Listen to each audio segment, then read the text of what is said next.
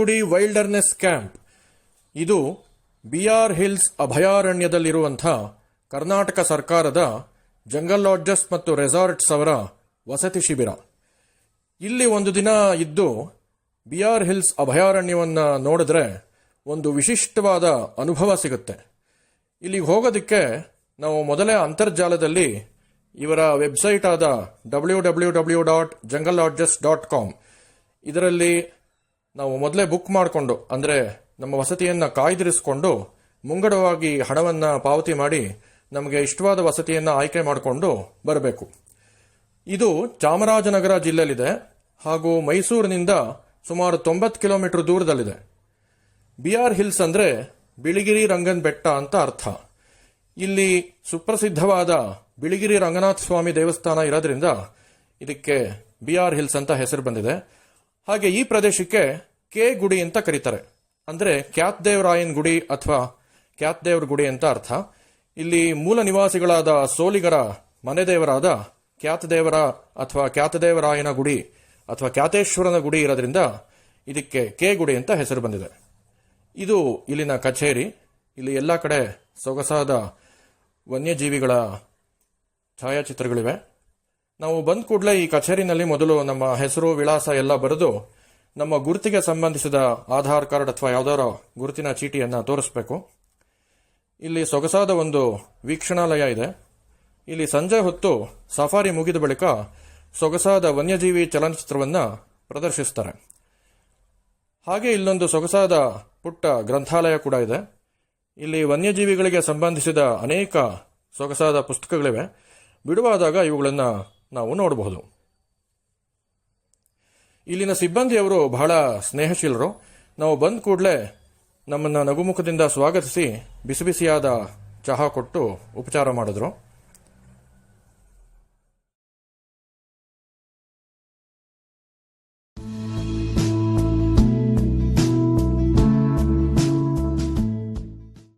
ಸುಮಾರು 12 ಗಂಟೆ ಅಷ್ಟೊತ್ತಿಗೆ ನಾವು ಇಲ್ಲಿ ಚೆಕ್ ಇನ್ ಆಗಬೇಕು.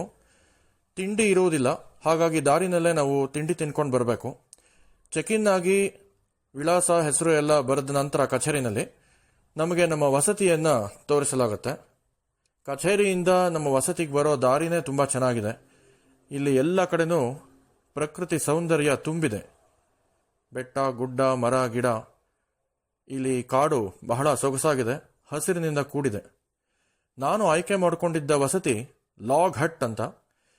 ಇಲ್ಲಿ 3 ಲಾಗ್ ಹಟ್ಗಳು ಮತ್ತು 8 ಟೆಂಟ್ಗಳಿವೆ. ಹಾಗೆಯೇ 4 ಸಾಧಾರಣ ಮತ್ತು ಡಿಲಕ್ಸ್ ಕೋಣೆಗಳಿವೆ. ಇದು ಒಂದು ಟೆಂಟು. ಟೆಂಟ್ ಅಂದರೆ ಬಟ್ಟೆಯಿಂದ ಮಾಡಿರುವಂಥ ಒಂದು ಮನೆಯಾಕಾರದ ಕೋಣೆ. ಲಾಗ್ ಹಟ್ ಅಂದರೆ ಮರದ ದಿಮ್ಮಿಗಳಿಂದ ಮಾಡಿರುವಂಥ ಒಂದು ಮನೆಯಾಕಾರದ ಕೋಣೆ.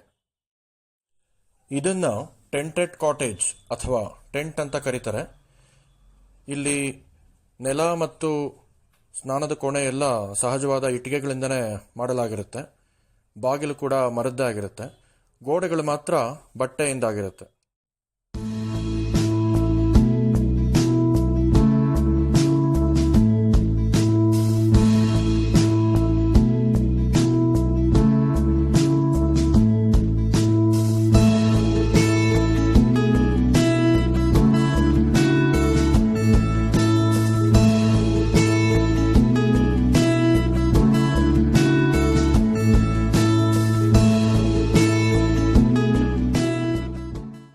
ಕಾಣ್ತಾ ಇರೋದೇ ಲಾಗ್ ಹಟ್ಗಳು.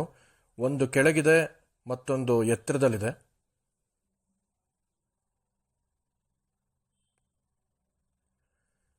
ನನಗೆ ನೀಡಿದಂಥ ಲಾಗ್ ಹಟ್ಟು ಎತ್ತರದಲ್ಲಿತ್ತು.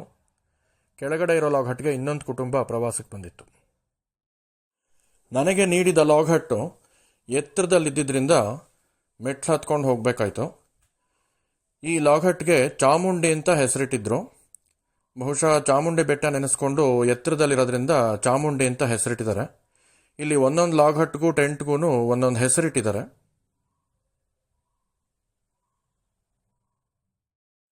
ಎತ್ತರದಿಂದ ಪ್ರಕೃತಿ ಬಹಳ ರಮಣೀಯವಾಗಿ ಕಾಣುತ್ತೆ. ಇಲ್ಲಿ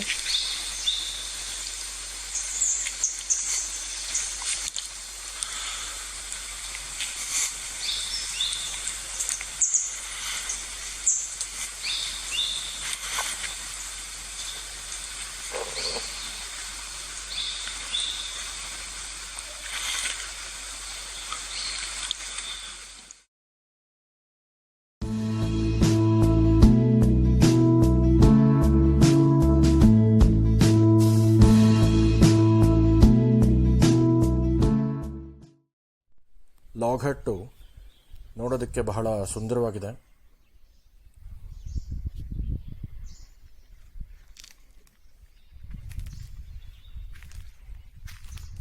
ಇಲ್ಲಿ ಎಲ್ಲ ಲಾಗ್ ಹಟ್ ಮತ್ತು ಟೆಂಟ್ಗಳ ಮುಂದೆನೂ ಒಂದು ಹೆಮಾಕನ್ನು ಹಾಕಿದ್ದಾರೆ. ಇದರ ಮೇಲೆ ಮಲಗಿಕೊಂಡು ಅಥವಾ ಕುಳಿತುಕೊಂಡು ವಿಶ್ರಾಂತಿ ಪಡಿಬಹುದು.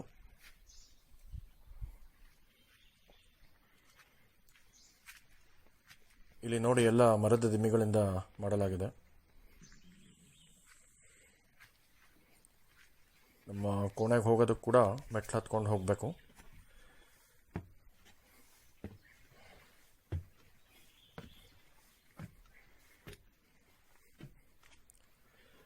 ಕೋಣೆಯ ಹೊರಗೆ 2 ಸೊಗಸಾದ ಕುರ್ಚಿಗಳು ಮತ್ತು ಮೇಜುಗಳು ಇವೆ.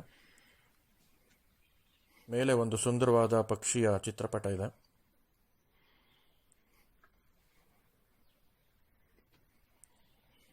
ಇಲ್ಲಿಂದ ಸುತ್ತಲಿನ ಪ್ರಕೃತಿ ಬಹಳ ಸೊಗಸಾಗಿ ಕಾಣುತ್ತೆ. ರಮ್ಯ ಮನೋಹರ ನೋಟ, ತಂಪಾದ ಗಾಳಿ, ಪಕ್ಷಿಗಳ ಚಿಲಿಪಿಲಿ ಕಲರವ. ನಗರದ ಎಲ್ಲ ಗಲಾಟೆ ಗದ್ದಲೆಗಳಿಂದ ದೂರವಾಗಿ ಇಲ್ಲಿ 1-2 ದಿನ ಬಂದಿದ್ದರೆ ಮನಸ್ಸಿಗೆ ಹಿತವಾಗುತ್ತೆ, ಆರೋಗ್ಯ ಸುಧಾರಿಸುತ್ತೆ ಕೂಡ.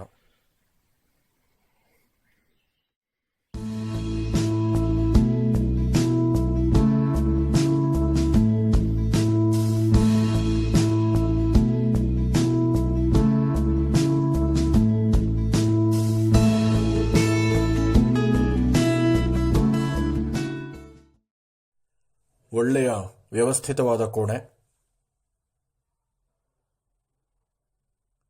ಇಲ್ಲಿ ಕಿಟಕಿಗಳಿಗೆಲ್ಲ ಸೊಳ್ಳೆ ಬರಬಾರ್ದು ಅಂತ ಮೆಶ್ ಹಾಕಿದ್ದಾರೆ. ಹಾಗೆಯೇ ಕರ್ಟನ್ಸ್ ಕೂಡ ಹಾಕಿದ್ದಾರೆ. ಆದರೂ ನಾವು ಈ ಕಿಟಕಿಗಳ ಮೂಲಕ ಪ್ರಕೃತಿ ಸೌಂದರ್ಯನ ಆಸ್ವಾದಿಸಬಹುದು.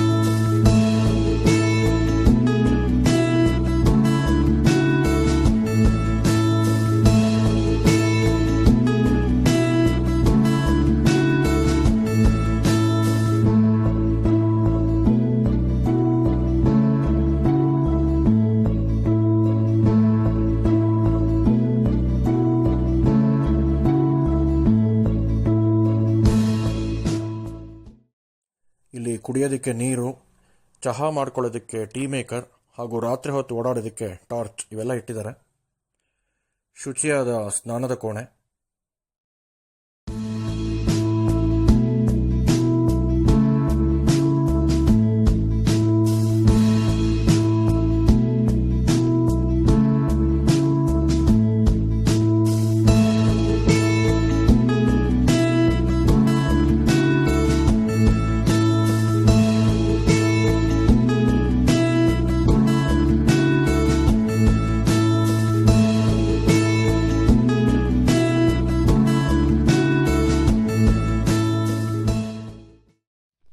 ಸ್ವಲ್ಪ ವಿಶ್ರಾಂತಿಯ ಬಳಿಕ ನಾವು ಊಟಕ್ಕೆ ಕಚೇರಿಯ ಕೆಳಗಿರುವಂಥ ಗೋಲ್ ಘರ್ಗೆ ಹೋದ್ವಿ.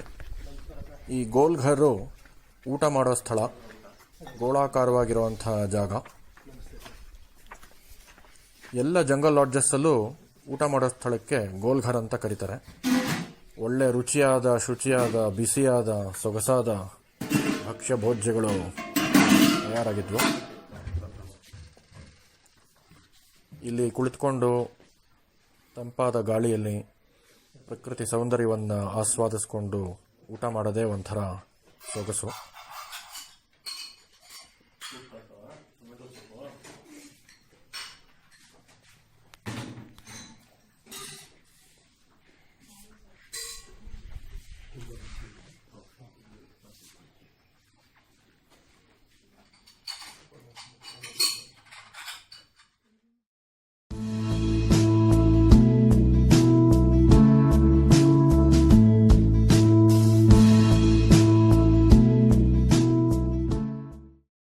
ಊಟವಾದ ಬಳಿಕ ಸಫಾರಿ ಹೋಗೋದಕ್ಕೆ ಇನ್ನೂ ಸಮಯ ಇದ್ದಿದ್ದರಿಂದ ಸ್ವಲ್ಪ ಹೊತ್ತು ವಿಶ್ರಾಂತಿ ಪಡಿಬಹುದಾಗಿತ್ತು, ಇಲ್ಲವೇ ಪಕ್ಷಿ ವೀಕ್ಷಣೆ ಮಾಡ್ತಾ ಛಾಯಾಗ್ರಹಣ ಮಾಡಿಕೊಂಡು ಇಲ್ಲೇ ಸುತ್ತಮುತ್ತಲು ಓಡಾಡಬಹುದಾಗಿತ್ತು.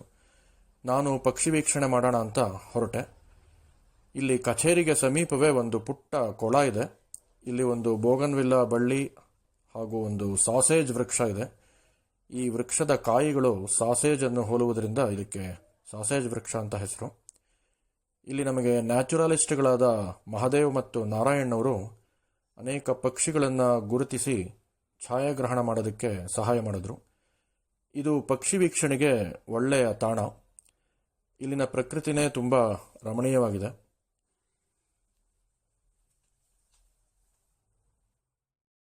ಹೀಗೆ ಇಲ್ಲೇ ಸುತ್ತಮುತ್ತಲು ನೋಡಿದಂತಹ ಕೆಲವು ಪ್ರಾಣಿ ಪಕ್ಷಿಗಳು ಇಂಡಿಯನ್ ಸ್ಕಾಪ್ಸ್ ಔಲ್, ಒಂದು ಬಗೆಯ ಗೂಬೆ. ಫ್ಲೈಯಿಂಗ್ ಲಿಸರ್ಡ್, ಇದನ್ನ ಡ್ರ್ಯಾಕೋ ಅಂತ ಕರೀತಾರೆ, ಹಾರುವ ಹಲ್ಲಿ. ಸ್ಪಾಟೆಡ್ ಡವ್, ಚುಕ್ಕೆ ಪಾರಿವಾಳ. ಸ್ಕಾರ್ಲೆಟ್ ಮಿನಿವೆಟ್ ಪಕ್ಷಿ. ಸಿನರಸ್ ಟಿಟ್ ಪಕ್ಷಿ. ಜಂಗಲ್ ಬ್ಯಾಬ್ಲರ್ ಪಕ್ಷಿ. ಫ್ಲೇಮ್ ಬ್ಯಾಕ್ ಉಡ್ಪೆಕರ್ ಅಂದರೆ ಮರಕುಟುಕ ಪಕ್ಷಿ.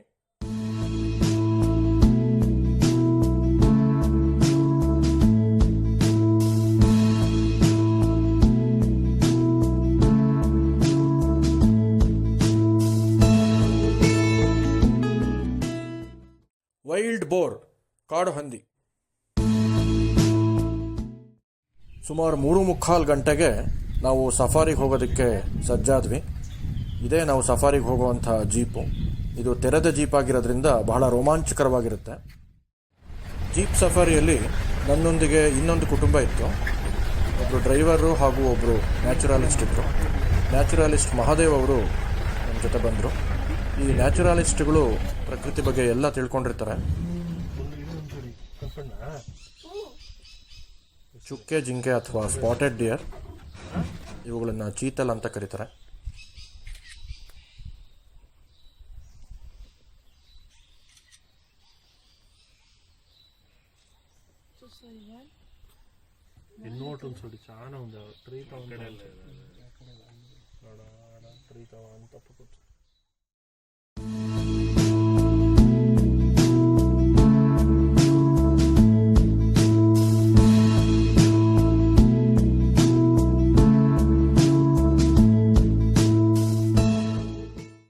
ಸಫಾರಿಯಲ್ಲಿ ನ್ಯಾಚುರಾಲಿಸ್ಟ್ ಅವರು ನಮಗೆ ಅನೇಕ ವಿಷಯಗಳ ಬಗ್ಗೆ ಮಾಹಿತಿ ನೀಡ್ತಾ ಬಂದರು. ಕಾಣ್ತಾ ಇದೆ ಸ್ವಲ್ಪ ರಿಂಕಲ್ ಆಗಿ ಇಲ್ಲಿ ಮುಂದೆ ಫಸ್ಟ್ ಮರ ಇದೆ, 2 ಮರ ಇದೆ ಅಲ್ಲಿ. ಅದು ವೈಟ್ ಬಾರ್ಕ್ ಇದೆಲ್ಲ, ಅದು ಸ್ಟ್ರಾಂಗ್ಲರ್ ಫಿಗ್ ಅಂತ ಹೇಳಿ ಅದ್ರ ಹೆಸರು. ಇಟ್ಸ್ ಸಮವಾಟ್ ಲೈಕ್ ಪಾರ್ಷಿಯಲ್ ಪ್ಯಾರಾಸೈಟ್ ತರ ಅದು.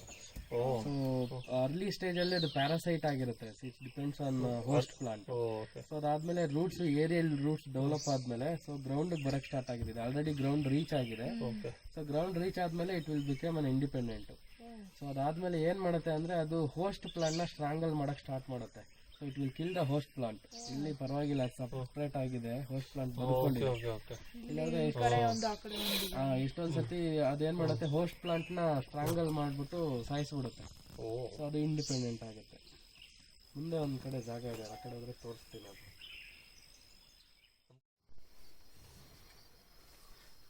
ಅದು ಬರೋದು ಅವ್ರಿಗೆ ಗೊತ್ತಾಗುತ್ತೆ ಅನ್ಸುತ್ತೆ. ಬಟ್ ಇನ್ನೊಂದು ಇಲ್ಲೇನಪ್ಪ ಅಂದ್ರೆ ಅವರು ಜೇನೆಲ್ಲ ತೆಗಿಬೇಕಾದ್ರೆ ರಾತ್ರಿ ಕಾಡಿಗೆ ಹೋಗ್ತಾರೆ. ರಾತ್ರಿ ಹೋಗಿ ಜೇನೆಲ್ಲ ಅಳೆದು ಬೆಳಿಗ್ಗೆ ವಾಪಸ್ ಕೊಡ್ತಾರೆ. ಆ ಥರ ರಾತ್ರಿ ಎಲ್ಲ ಹಂಚೇಸ್ತಾಗ ಅನಿಮಲ್ಸ್.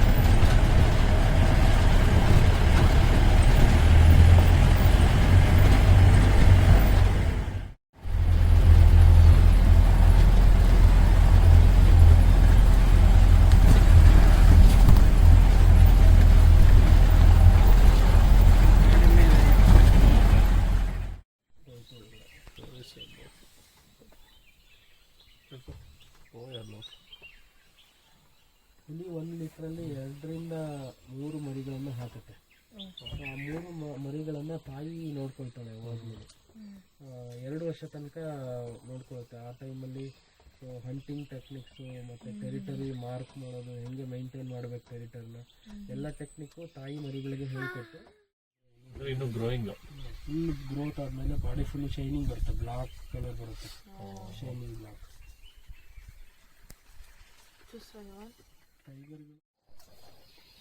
ಇದನ್ನ ಗೌರ್ ಅಂತ ಕರೀತಾರೆ.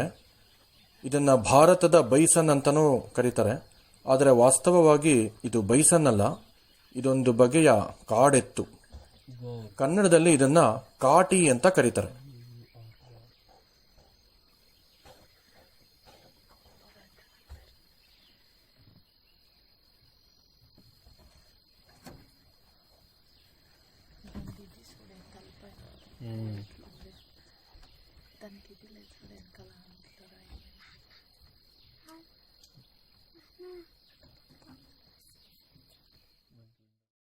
ಸುಮಾರು 540 ಸ್ಕ್ವೇರ್ ಕಿಲೋಮೀಟರ್ಗಳಷ್ಟು ವಿಸ್ತೀರ್ಣ ಹೊಂದಿರುವ ಬಿಆರ್ ಹಿಲ್ಸ್ ವನ್ಯಧಾಮವು ಒಂದು ದಟ್ಟವಾದ ಕಾಡಾಗಿದೆ. ಇಲ್ಲಿ ಡೆಸಿಡಿಯಸ್ ಕಾಡುಗಳು ಅಂದರೆ ಉದುರೆಲೆ ಮರಗಳ ಕಾಡುಗಳು, ಎವರ್ಗ್ರೀನ್ ಕಾಡುಗಳು ಅಂದರೆ ನಿತ್ಯ ಹರಿದ್ವರ್ಣದ ಕಾಡುಗಳು, ಸ್ಕ್ರಬ್ ಕಾಡುಗಳು ಅಂದರೆ ಕುರುಚುಲ್ ಕಾಡುಗಳು ಮತ್ತು ಶೋಲಾ ಹುಲ್ಲುಗಾವಲುಗಳು, ಈ ಎಲ್ಲ ಬಗೆಯ ಕಾಡುಗಳು ಇವೆ. ಇಲ್ಲಿ ನೆಲೆಸಿರುವ ಮೂಲ ನಿವಾಸಿಗಳಾದ ಸೋಲಿಗರು ಇಲ್ಲಿ ಮೆಣಸು, ಕಾಫಿ ಮೊದಲಾದ ಬೆಳೆಗಳನ್ನು ಬೆಳೀತಾರೆ. ಈ ಬಿಆರ್ ಹಿಲ್ಸ್ ಕಾಡಿನಲ್ಲಿ ಸುಮಾರು 60ಕ್ಕಿಂತಲೂ ಹೆಚ್ಚು ಹುಲಿಗಳಿವೆ. ಹಾಗೆಯೇ ಬಹಳಷ್ಟು ಚಿರತೆಗಳು ಮತ್ತು ಆನೆಗಳು ಕೂಡ ಇವೆ. ಇದು ಒಂದು ಹುಲಿ ಸಂರಕ್ಷಿತ ಪ್ರದೇಶನೂ ಹೌದು.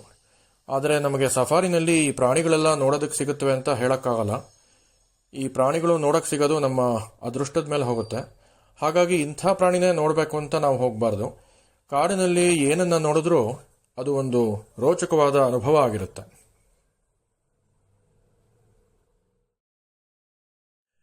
ಟರ್ಟಲ್ಸ್, ಆಮೆಗಳು.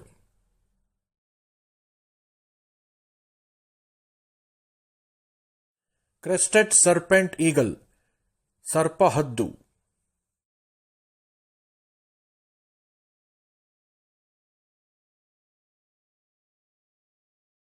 ಮಲಬಾರ್ ಜೈಂಟ್ ಸ್ಕ್ವಿರಲ್, ಇದನ್ನು ಕನ್ನಡದಲ್ಲಿ ದೈತ್ಯ ಕೆಂದೆಳಿಲು ಅಂತ ಕರೀತಾರೆ.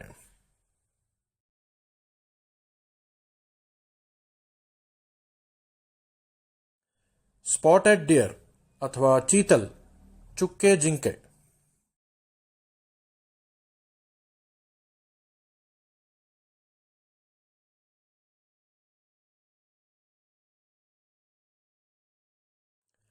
ಸಾಂಬಾರ್ ಜಿಂಕೆ, ಇದನ್ನು ಕನ್ನಡದಲ್ಲಿ ಕಡವೆ ಅಂತ ಕರೀತಾರೆ.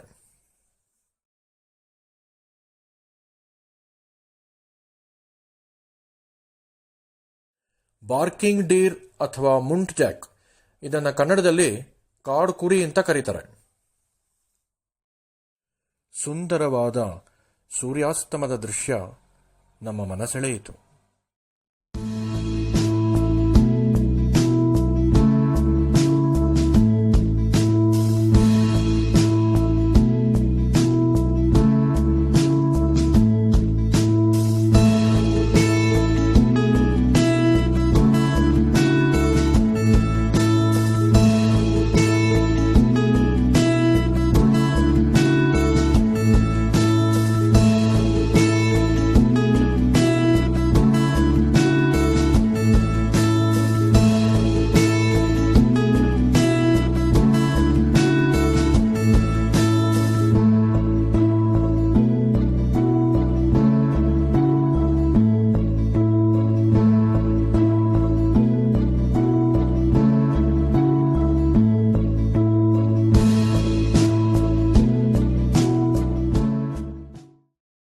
ಮುಸ್ಸಂಜೆಯಲ್ಲಿ ಪ್ರಕೃತಿಯು ರಂಗುರಂಗಾದ ಬಣ್ಣಗಳಿಂದ ಕಂಗೊಳಿಸುತ್ತಾ ನಮ್ಮ ಮನಸೂರೆಗೊಂಡಿತು.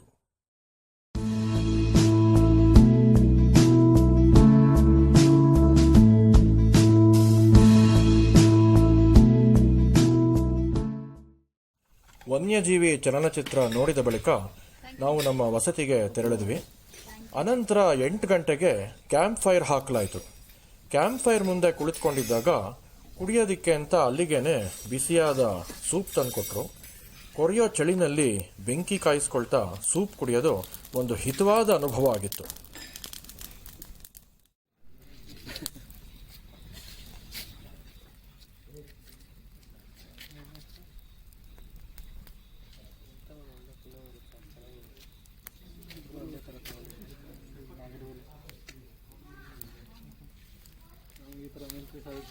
ಎಲ್ಲ ಹಾಕ್ಬೇಕಂತ ಅದಕ್ಕೆ ಮಾಸ್ಕು ಸ್ವಲ್ಪ ಇದೆ.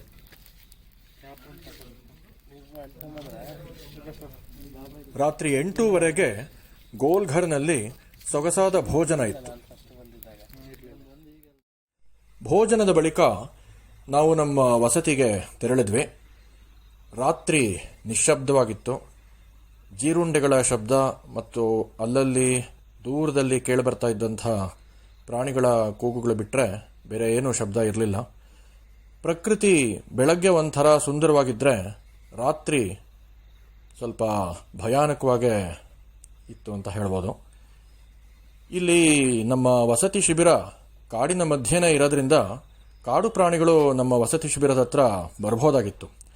ಹಾಗಾಗಿ ನಾವು ನಮ್ಮ ಸಿಬ್ಬಂದಿಯವ್ರನ್ನ ಇಲ್ಲಿ ಯಾವುದಾದ್ರೂ ಕಾಡು ಪ್ರಾಣಿಗಳು ಬರುತ್ತವಾ ಅಂತ ಕೇಳಿದ್ದಕ್ಕೆ ಅವರು ಇಲ್ಲ, ಏನು ಹೆದರ್ಕೋಬೇಕಾಗಿಲ್ಲ, ಇಲ್ಲೆಲ್ಲ ದೀಪಗಳು ಹಾಕಿರೋದ್ರಿಂದ ಅವು ದೂರದಿಂದನೇ ದೀಪಗಳನ್ನು ನೋಡಿ ಹೊರಟೋಗುತ್ತವೆ, ಹಾಗಾಗಿ ನೀವು ಧೈರ್ಯದಿಂದ ಮಲ್ಕೋಬೋದು ಅಂತ ಹೇಳಿ ನಮಗೆ ಧೈರ್ಯ ತುಂಬಿದ್ರು.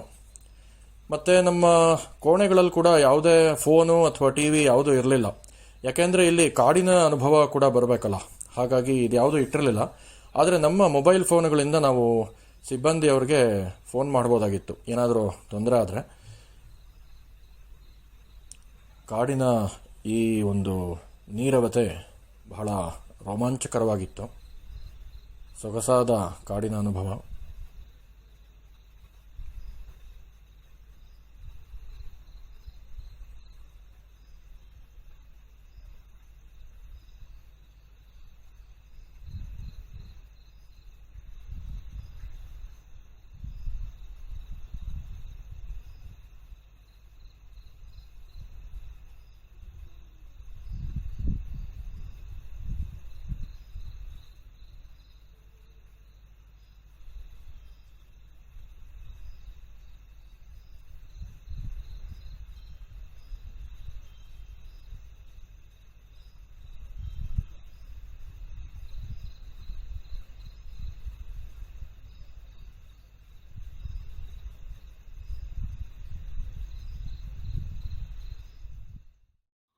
ಬೆಳಗ್ಗೆ 6:15 ಗಂಟೆಗೆ ಮತ್ತೊಂದು ಸಫಾರಿ ಇತ್ತು. ಹಾಗಾಗಿ ನಾವು 6 ಗಂಟೆಗೇ ಎದ್ದು ಕಚೇರಿ ಹತ್ರ ಹೋಗಬೇಕಾಗಿತ್ತು.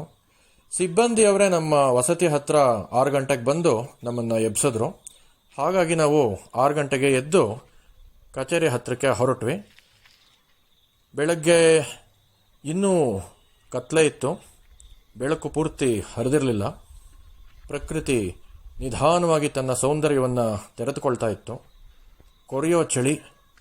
ಈ ಕೊರೆಯೋ ಚಳಿನಲ್ಲಿ ಮುಂಜಾನೆ ಹೊತ್ತಿನಲ್ಲಿ ನಮ್ಮ ಕೋಣೆಯಿಂದ ಈ ಕಚೇರಿವರೆಗೂ ಹೋಗೋದೇ ಒಂಥರ ಹಿತಕರವಾದ ಅನುಭವವಾಗಿತ್ತು.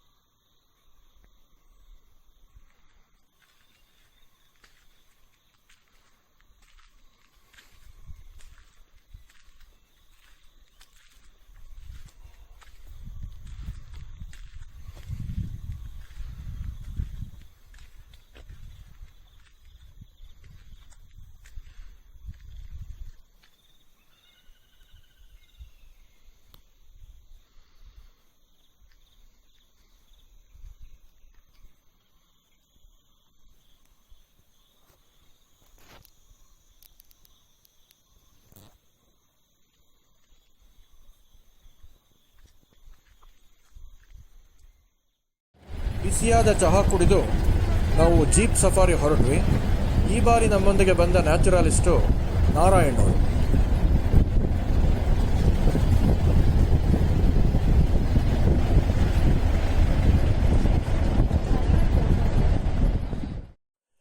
ಕಾಡಿನಲ್ಲಿ ಹೆಜ್ಜೆ ಹೆಜ್ಜೆಗೂ ಪ್ರಕೃತಿ ಬಹಳ ಸುಂದರವಾಗಿ ಕಾಣುತ್ತೆ.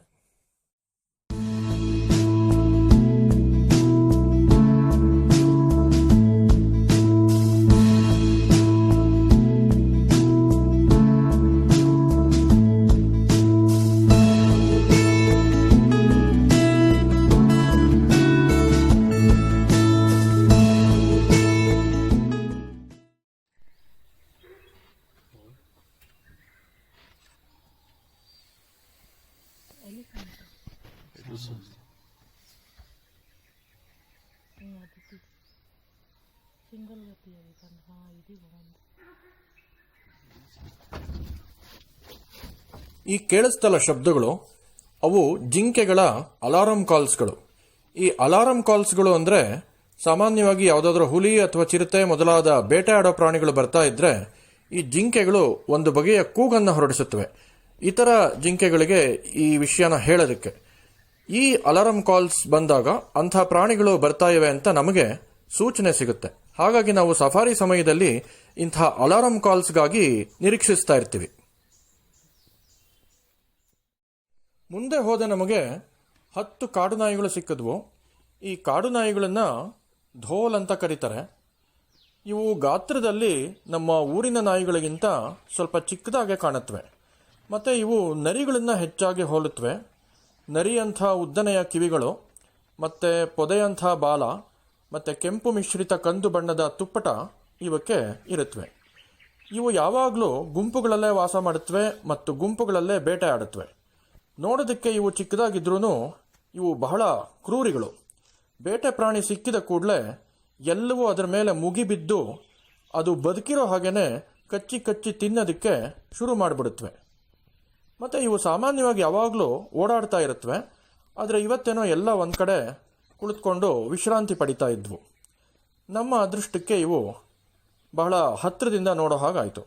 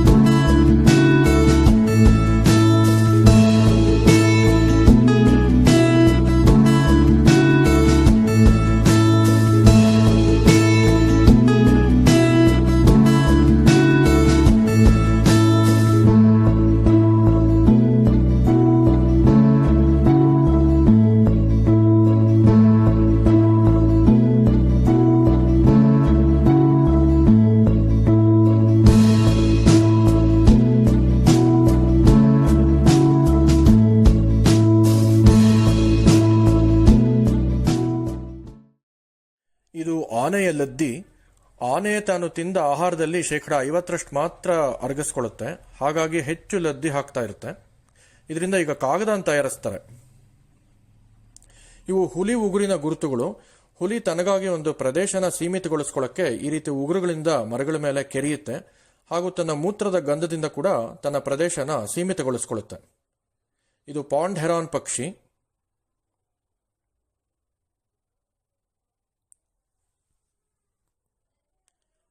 ಇದು ಮಾನಿಟರ್ ಲಿಸರ್ಡ್ ಅಂತ ಒಂದು ಬಗೆಯ ದೈತ್ಯ ಹಲ್ಲಿ. ಹುತ್ತದಿಂದ ತನ್ನ ತಲೆಯನ್ನು ಮಾತ್ರ ಹೊರಗೆ ಹಾಕಿತ್ತು.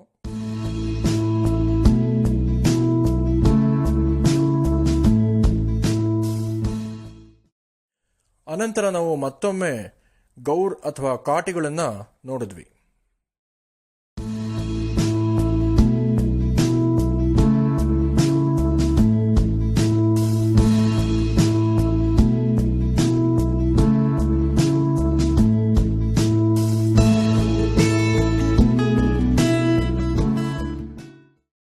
ಅನಂತರ ನ್ಯಾಚುರಲಿಸ್ಟ್ ನಾರಾಯಣ್ ಅವರು ನಮ್ಮನ್ನು ಸೋಲಿಗರ ಹೊಲಗದ್ದೆಗಳ ಬಳಿ ಕರೆದುಕೊಂಡು ಹೋಗಿ ಅನೇಕ ಪಕ್ಷಿಗಳನ್ನು ತೋರಿಸಿದ್ರು. ಇದು ಬ್ಲ್ಯಾಕ್ ಡ್ರೋಂಗೋ ಪಕ್ಷಿ, cattle egret, green bee eater, ಇದನ್ನು ಕನ್ನಡದಲ್ಲಿ ಕಳ್ಳಿಪೀರ ಅಂತಾರೆ, ಯೆಲ್ಲೋ ವ್ಯಾಕ್ಟೈಲ್,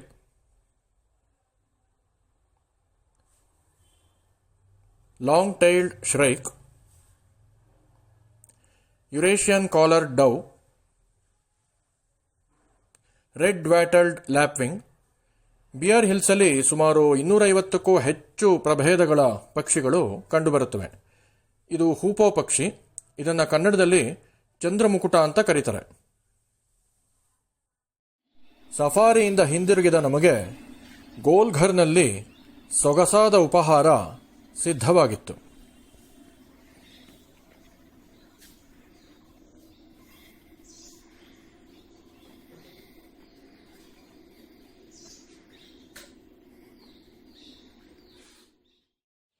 ಉಪಾಹಾರದ ಬಳಿಕ ನಮ್ಮ ಜಂಗಲ್ ಲಾಡ್ಜಸ್ನ ಒಂದು ದಿನದ ಪ್ರವಾಸ ಇನ್ನೇನು ಮುಕ್ತಾಯದ ಹಂತಕ್ಕೆ ಬಂದಿತ್ತು. ಆದರೆ ಚೆಕ್ಔಟ್ ಆಗೋದಕ್ಕೆ ಇನ್ನೂ ಸಮಯ ಸಾಕಷ್ಟು ಇದ್ದಿದ್ದರಿಂದ ನಾವು ವಿಶ್ರಾಂತಿ ಪಡೆಯಬಹುದಾಗಿತ್ತು ಅಥವಾ ಸುತ್ತಮುತ್ತಲು ಓಡಾಡಿಕೊಂಡು ಪಕ್ಷಿ ವೀಕ್ಷಣೆ ಛಾಯಾಗ್ರಹಣಗಳನ್ನು ಮಾಡಬಹುದಾಗಿತ್ತು. ನಾನು ಪುನಃ ಕಚೇರಿ ಬಳಿಯ ಕೊಳದ ಬಳಿಗೆ ಪಕ್ಷಿ ವೀಕ್ಷಣೆ ಮಾಡೋಣ ಅಂತ ಬಂದೆ.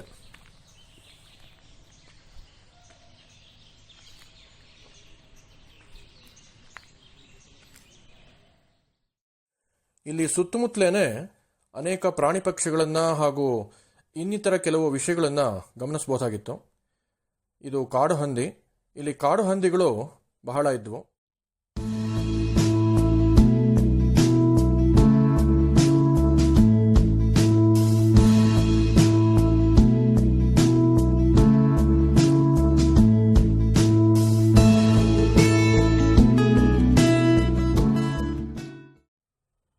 ಚುಕ್ಕೆ ಜಿಂಕೆಗಳು ಅಥವಾ ಸ್ಪಾಟೆಡ್ ಡಿಯರ್ ಇವು ಕೂಡ ಇಲ್ಲಿ ಬಹಳ ಓಡಾಡ್ತಾ ಇದ್ವು.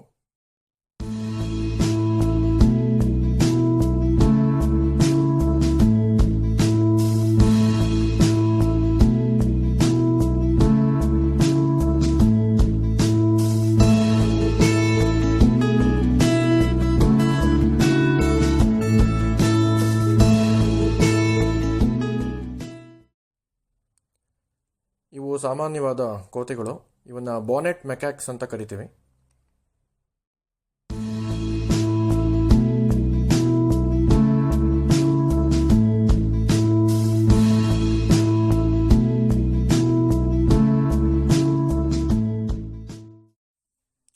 ಚುಕ್ಕೆ ಜಿಂಕೆಗಳ ಮಲ ಅಥವಾ ಡ್ರಾಪಿಂಗ್ಸ್.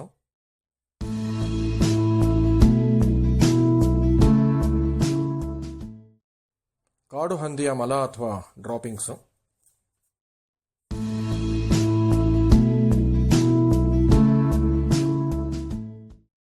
ಲಾಂಟಾನಾ ಪುಷ್ಪ ಇದೊಂದು ಬಗೆಯ ಸುಂದರವಾದ ಕಾಡು ಹೂವು.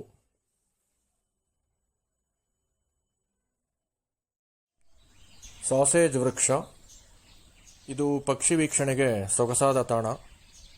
ಈ ಮರದ ಕಾಯಿಗಳು ಸಾಸೇಜನ್ನು ಹೋಲೋದ್ರಿಂದ ಇದಕ್ಕೆ ಸಾಸೇಜ್ ವೃಕ್ಷ ಅಂತ ಹೆಸರು. ಸಾಸೇಜ್ ಅಂದರೆ ಉದ್ದವಾದ ಮಾಂಸದ ತುಂಡು ಅಂತ ಅರ್ಥ. ಆ ರೂಪದಲ್ಲಿ ಇದರ ಕಾಯಿಗಳಿರೋದ್ರಿಂದ ಇದಕ್ಕೆ ಸಾಸೇಜ್ ವೃಕ್ಷ ಅಂತ ಹೆಸರು. ಪಕ್ಕದಲ್ಲೇ ಬೋಗನ್ವಿಲ್ಲಾ ಬಳ್ಳಿ. ಈ ವಾತಾವರಣವೇ ಬಹಳ ಸೊಗಸಾಗಿದೆ. ರಮ್ಯ ಮನೋಹರವಾದ ನೋಟ. ಸುತ್ತಲೂ ಪಕ್ಷಿಗಳ ಕಿಲಿಪಿಲಿ ಕಲರವ, ತಂಪಾದ ಗಾಳಿ. ಇಲ್ಲಿ ಓಡಾಡ್ತಾ ಇದ್ರೇ ಮನಸ್ಸಿಗೆ ಬಹಳ ಉಲ್ಲಾಸ ಸಿಗುತ್ತೆ. ಇಲ್ಲಿ ಸುತ್ತಾಡ್ತಾ ಪಕ್ಷಿ ವೀಕ್ಷಣೆ ಮಾಡ್ತಾ ಛಾಯಾಗ್ರಹಣ ಮಾಡ್ತಾ ಇದ್ದರೆ ಹೊತ್ತು ಹೋಗೋದೇ ಗೊತ್ತಾಗಲ್ಲ.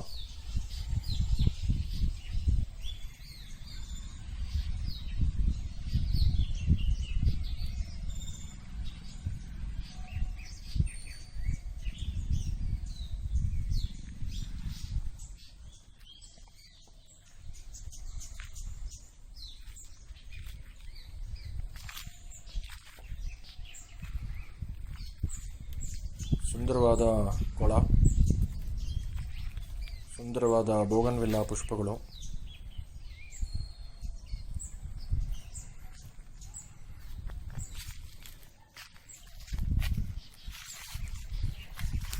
ಬಣ್ಣ ಬಣ್ಣದ ಲಾಂಟಾನಾ ಹೂವುಗಳು.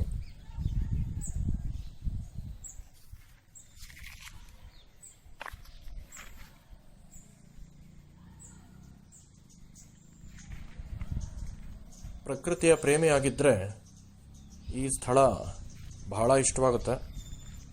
ಪ್ರಕೃತಿ ಪ್ರೇಮಿಗಳು ಇಲ್ಲಿಗೆ ಬರಲೇಬೇಕು.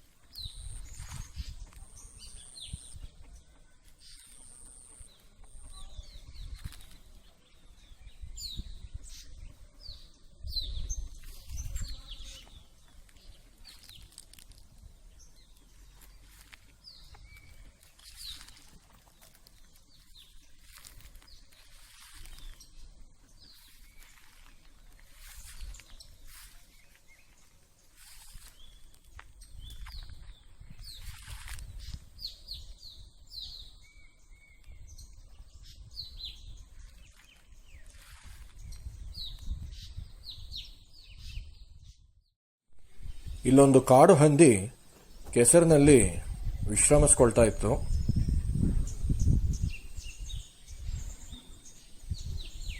ಇಂಥ ದೃಶ್ಯಗಳು ಸಿಗೋದು ಬಹಳ ಅಪರೂಪ.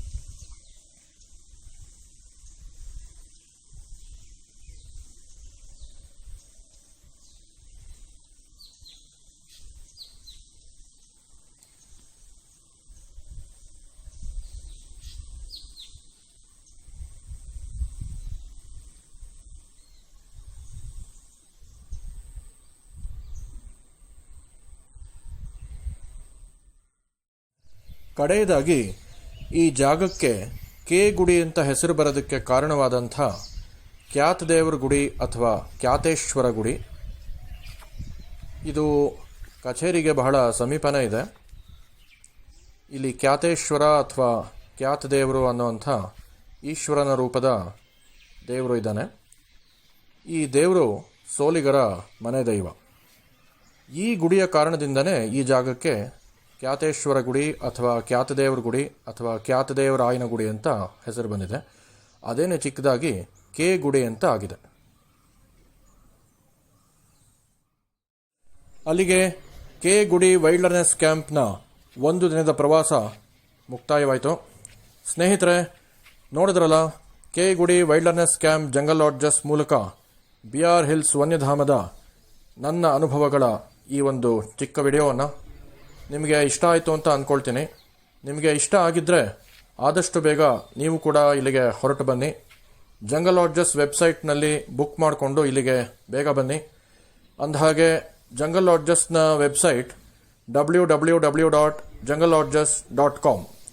ಆದಷ್ಟು ಬೇಗ ಇಲ್ಲಿಗೆ ಬಂದು ಕಾಡಿನ ಅನುಭವಗಳನ್ನು ಪಡೆದುಕೊಳ್ಳಿ, ಪ್ರಕೃತಿ ಸೌಂದರ್ಯವನ್ನು ಆಸ್ವಾದಿಸಿ.